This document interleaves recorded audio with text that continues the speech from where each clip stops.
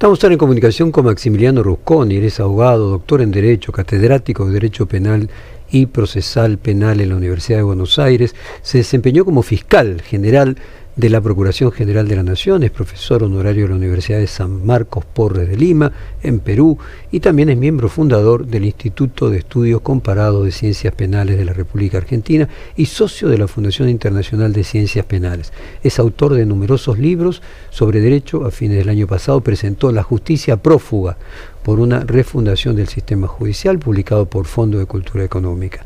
Y en honor a ese título lo vamos a recibir con una canción de Soda Stereo que lleva casualmente como su nombre, Prófugos. Cone, un gusto hablar con usted, al mismo tiempo haciendo una especie de pacto de lectura.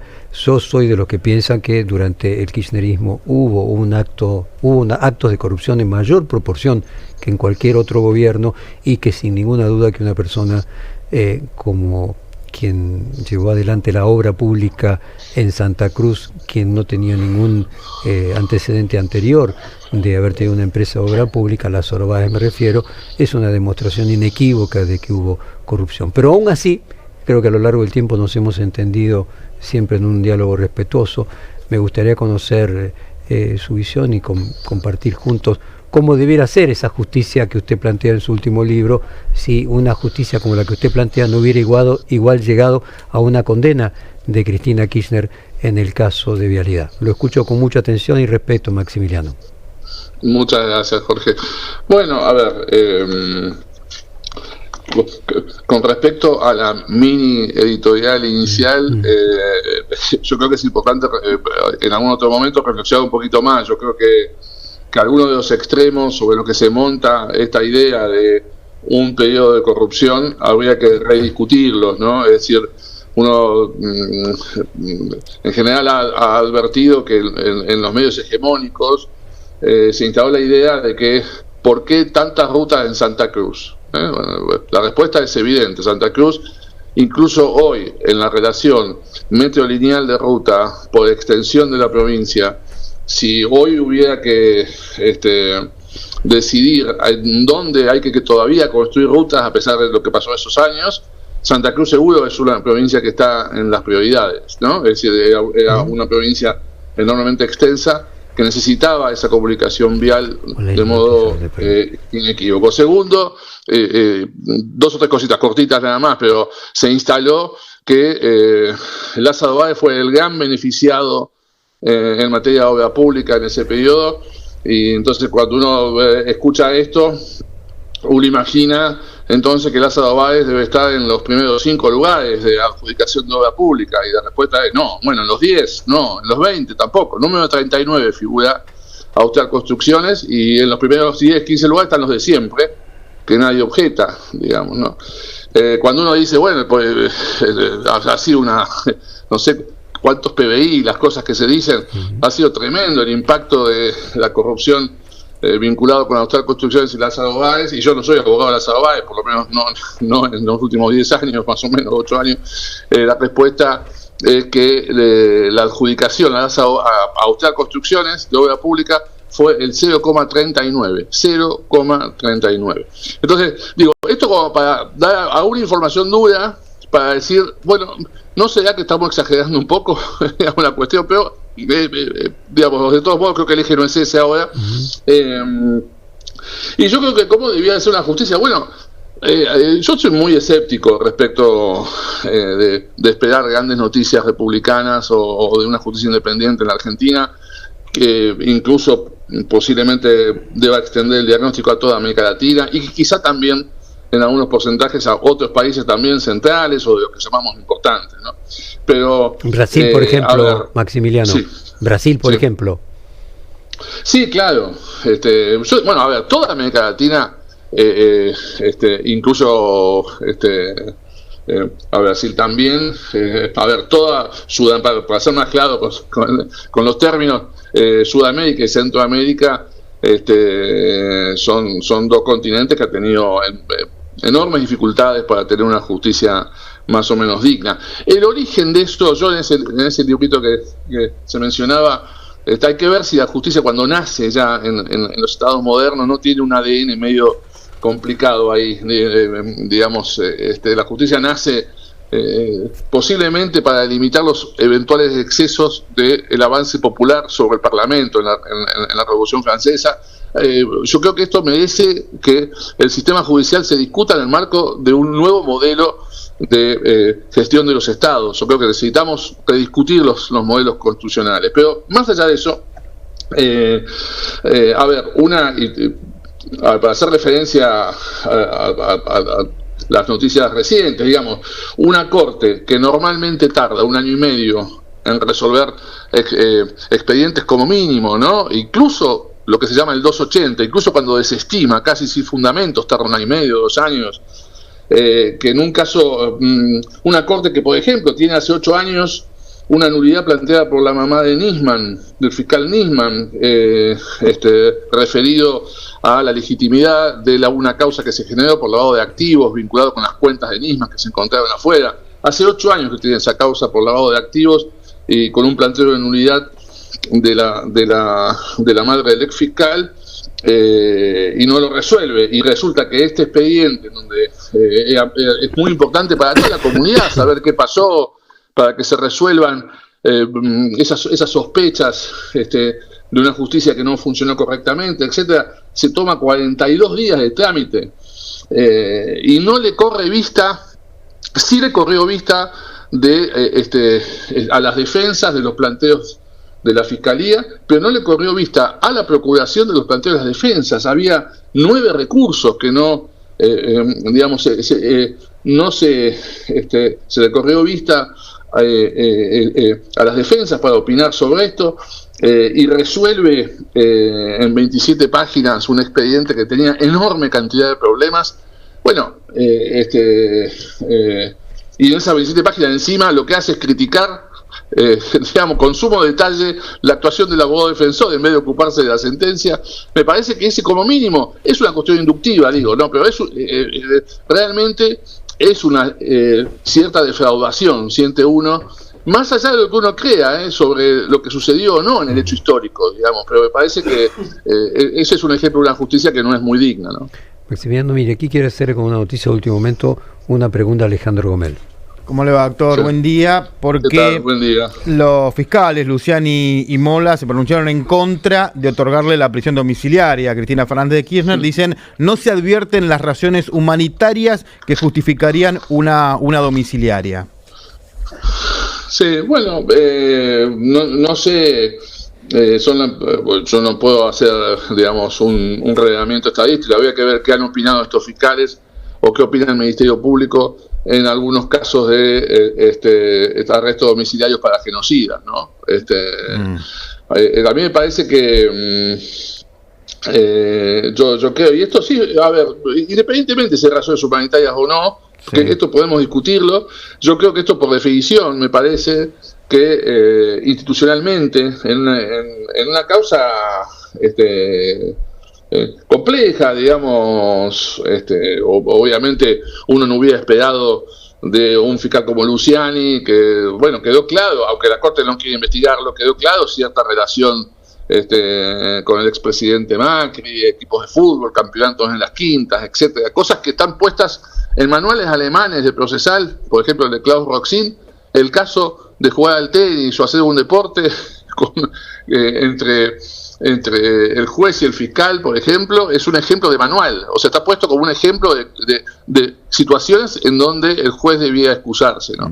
Yo creo que la imagen, y esta es la razón, más allá, excede las razones procesales, pero la imagen de un presidente preso, encarcelado en una unidad penitenciaria, me parece que no es la mejor imagen institucional, sobre todo en un contexto, insisto, en donde permitan, ese expediente yo lo conozco, digamos, muy dudoso, digamos, es un caso, hay que recordar que este caso se inició con una denuncia que hace Iguacel a quien designó el expresidente Macri en Vialidad Provincial, a estos efectos, digamos, a hacer esta denuncia y acompañando un peritaje en donde los peritos, en las conclusiones finales, dicen que casi no hubo diferencia entre los precios de mercado, que que no hubo obras sin realizar, y que la calidad constructiva era buena. Esa fue la conclusión en base a la cual se inició este caso. Se imputaron 500 y pico de obras, de las cuales luego se hizo solamente mención a 51, y luego se hizo una pericia solo sobre 5. Las defensas, lo cual debió ser iniciativa del Ministerio Público Fiscal, que es el que debe investigar, pidieron hacer la pericia, extender la pericia a todas las obras. Y le fue negada esa prueba que es esencial en estos casos. Entonces, eso, sinceramente, informes periciales, un tribunal que se alejó de los informes periciales de modo ostensible, que sobre todo en el caso de la expresidenta utilizó como hipótesis una situación que no estaba mencionada, que tenía que ver con algunas llamadas telefónicas vinculadas con el señor López, sí. Un funcionario de segunda jerarquía, pero que estaba muy emblemático por el tema de los bolsos, etcétera. Esa hipótesis apareció por la ventana en ese juicio. O sea, el juicio fue un desastre. Sí. Ahora, ¿usted se imagina que el tribunal puede llegar a dictaminar que no sea domiciliaria, que sea prisión efectiva esto, después de lo que acaban de decir los fiscales? ¿O no se imagina dentro del derecho que eso pueda suceder?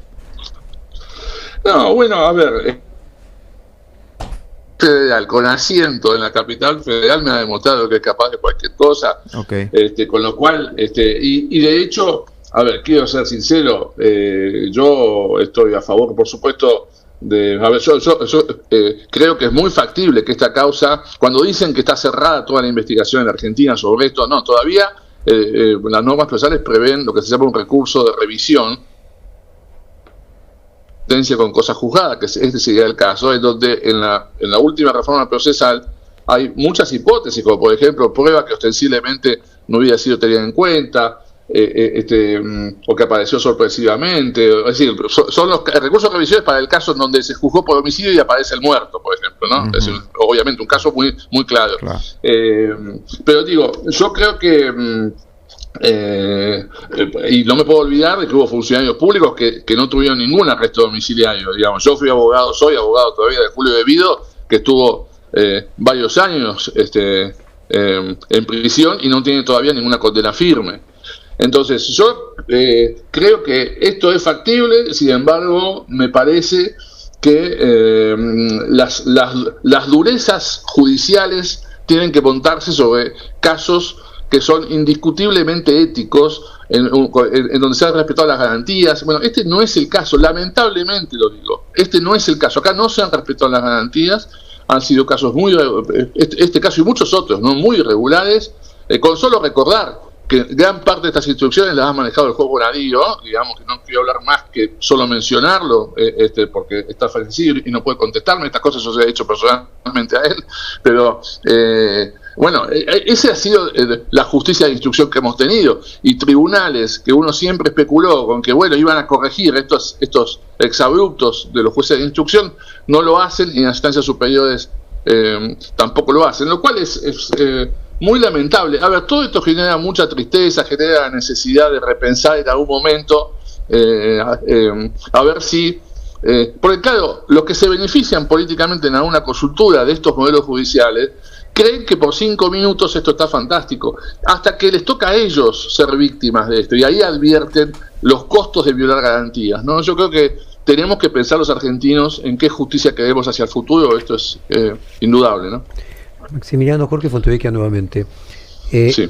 Escuché repetidamente a personas muy cercanas a Cristina Kirchner como argumento que cómo puede ser que tratándose de obra pública casualmente no haya sido condenado Devido. Y usted es el abogado de Devido. ¿Qué reflexión tiene respecto de la decisión que tuvo la justicia respecto de su defendido? ¿Ahí le parece que actuó correctamente o no, si se condenó a Cristina? No, a ver, todo fue un desastre, Jorge, y no es que ahora, porque digo que yo tengo que defender la decisión de absolución respecto de Julio Devido, esa partecita sí fue correcta. Esa partecita fue el escándalo mayúsculo que no quisieron asumir. Quizá también les venía bien sacarme de las vías recursivas a mí, qué sé yo lo sé los motivos, porque la verdad que ningún motivo tiene que ver con el respeto al Estado de Derecho. Pero en el caso de Julio Bebido, nunca debió llegar a juicio oral. No sé, a ver, una garantía esencial es que a un funcionario se le describa en la imputación. Es un modelo comunicativo. Entonces, a un funcionario o a cualquier persona en un proceso penal se le tiene que describir como condición para que pueda defenderse, con precisión, cuál es el hecho, ¿no? Y cuando decimos cuál es el hecho, es un día, en un lugar, en una condición determinada, usted realizó tal cosa, digamos, ¿no? Esa es la definición de hecho fáctico. Y por supuesto esto además tiene que tener sentido normativo. Esto que le estoy describiendo está abarcado por una norma. Bueno, esto no sucedió nunca con Julio Bebido. Y lo hemos planteado en el comienzo. Nosotros dijimos en el comienzo, planteando nulidades, en un juicio donde lo primero que se hizo fue anular los micrófonos de la defensa. Así arrancó ese juicio de realidad, no sé si se acuerdan. Pero en la primera audiencia oral, de un juicio oral, las defensas nos encontramos con los micrófonos bloqueados. Eso fue, digamos, casi. Entonces, nosotros planteamos esa nulidad y dijimos, mire, al final del camino no se puede nunca llegar con éxito a una condena si es que no se define el hecho, porque yo no sé ahora de qué tengo que defender a Julio Bebido. Julio Bebido no fue mencionado nunca. Es más, durante todo el proceso del juicio oral, 400 testigos, meses y meses de trabajo en las audiencias, a veces hemos hecho preguntas nosotros que en otro escenario estratégicamente serían un desastre. Por ejemplo, yo le he preguntado, y mi socio, le hemos preguntado a muchos testigos, señor, mire, escúcheme, ¿alguna vez usted recibió alguna indicación de que tenía que ir a verlo a Julio Bebido o digamos, algún comentario acerca de que en realidad había una intervención irregular de Julio Bebido? ¿Alguna vez sucedió esto? Lo cual cualquier abogado defensor me diría, usted es un loco. ¿Cómo va a preguntar esto? ¿Qué pasa si el testigo dice sí? Bueno, y yo lo hice para demostrar, la respuesta siempre fueron no, nunca lo vi a Julio Bebido, ¿sí? Y lo hice, cuando terminó de hacer en el alegato, dije, esas preguntas que yo hice, las debió haber hecho la Fiscalía. ¿Y por qué lo hicieron? Porque tenían un sesgo.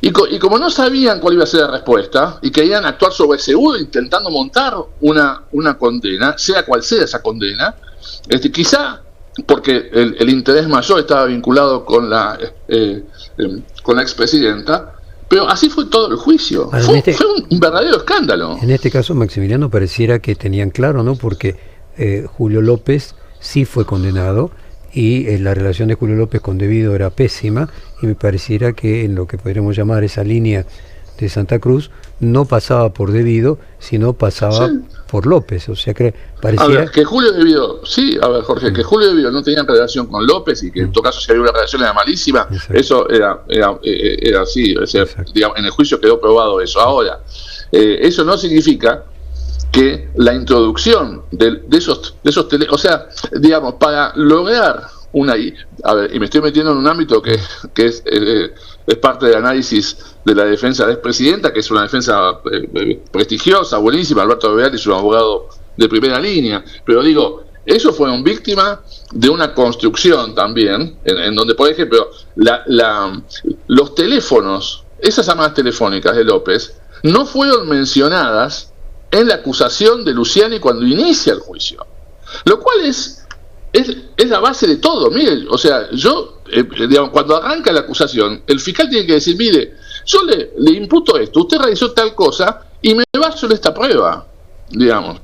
Esto no fue ni mencionado, y cuando ya no había ninguna otra cosa de la cual agarrarse, apareció en otra causa estas idas y vueltas telefónicas que yo creo que además se completaron con un portaje de fantasía, pero bueno, no me toca a mí entrar en esos detalles, pero digo, el hecho de que no alcanza para condenar a la expresidenta el hecho de que el ministro de Planificación no tenía relación con el señor López, ¿no? En mi criterio hubiera sido hubiera hecho un gran favor la Corte si se tomaba en serio el análisis. Y para tomarse en serio ese análisis de esta causa, que era muy importante para los argentinos, tenía que haber tomado más tiempo. Y claro, aparentemente estaban apurados, digamos, en la Corte, porque de 1 año y medio a cualquier expediente, al de Nisman 8 años y 42 días hábiles, sin cumplir los procedimientos que tiene que cumplir en la Corte, bueno, evidentemente hay una diferencia de velocidad, ¿no? Déjeme hacerle una pregunta relacionada con su defendido de otro tema. Sí. Hace 20 años, en realidad en septiembre se cumplían 20 años, la tapa del diario Perfil era el entonces ministro de Justicia, Horacio Rosati, renunciando porque no estaba dispuesto a firmar un sobreprecio en la construcción de cárceles que le había pasado el ministro De Vido. Intuyo que la relación entre De Vido y Rosati quedó bien herida desde ese momento. ¿Le hizo algún comentario alguna vez su defendido respecto de la relación con el presidente de la Corte a partir de que ambos eran ministros y renunció acusándolo de corrupción casualmente con sobreprecios en las cárceles? No, Jorge, la verdad que ni conocía el episodio, el histórico, y no sé, no tengo ni idea cuáles son los sesgos de la actual Corte con respecto a De Vido. Acá yo creo que no han tenido ninguna otra alternativa que confirmar un fallo queda evidente. A ver, perdone que lo interrumpa, Maximiliano, a ver si yo lo entiendo bien. Su planteo sería que casualmente para condenar a Cristina era necesario eximir a De Vido para demostrar de que había una línea directa que no pasaba por el ministerio, sino era directamente con Julio López, la presidenta Julio López y Santa Cruz. ¿Es correcto No. o lo estoy interpretando mal? No, está completando a unos blancos, Jorge. Yo no lo sé. Yo lo que tengo claro es que en el caso de Julio De Vido, yo creo que también sucedió lo mismo con la expresidenta. Quiero acercar, pero el caso de Julio De Vido fue ostensible que no fue mencionado durante todo el juicio. O sea, directamente, no es que había que interpretar que decían los testigos. No lo mencionaron a Julio De Vido los testigos. O sea, era evidente que había que absolverlo. No, pero mi pregunta es si para saltar a los jefes... Ahora, la lectura estratégica de si en la cabeza de un juez que si hace estas evaluaciones tiene que prevaricar, ¿no? Es decir, va a fallar incorrectamente en contra de la ley. Si para prevaricar tenía que, o le venía bien que Julio De Vido saliera de esa situación para establecer, digamos, poner los focos en esa relación directa entre López y la presidenta, no lo sé, la verdad que no lo sé, pero no lo sé en serio, digamos, no puedo estar y no solo De Vido también, Maximiliano, sino los jefes de gabinete, ¿no? O sea, creo que ahí está el punto. Es que pero los jefes de gabinete ni siquiera, es que esa es una cosa, lo insólito. Los responsables de la ejecución del presupuesto son los jefes de gabinete por la Constitución. Y acá fue distinto. Acá sí, evidentemente, se decidió, ahí fue una decisión, no convocar a ningún jefe de gabinete. Ningún jefe de gabinete fue imputado ni acusado del juicio. Vinieron como testigos y encima como testigo, cuando le preguntamos quién es el responsable, que era una pregunta también complicada porque era un poco no autoincriminante, pero más o menos. Le preguntamos quiénes son los responsables de la gestión y la responsabilidad presupuestaria, y la respuesta de los propios jefes de gabinete, que vinieron varios, fue el jefe de gabinete, y no estaban sentados como acusados. No digo que hubieran hecho nada irregular, pero era raro pensar. Sinceramente, Jorge, yo les pido que me crean que no solo en esta causa, en muchas otras fue un desastre todo, y no hago un juicio de valor sobre el éxito o no de la gestión o la transparencia, quizás podría haber sido 1000 veces mejor, sin ninguna duda. Ahora, lo que pasó en el fuero federal estos años, en algún momento va a requerir, y no estoy banalizando lo que significó obviamente el informe Nunca Más, pero en algún momento tenemos que hacer una evaluación de qué pasó con la justicia federal en los últimos 30 años, porque es un desastre lo que pasó. Maximiliano, le agradecemos su tiempo, como siempre aquí tenemos el micrófono abierto a todas las voces, le agradecemos su testimonio y quedamos a disposición como siempre.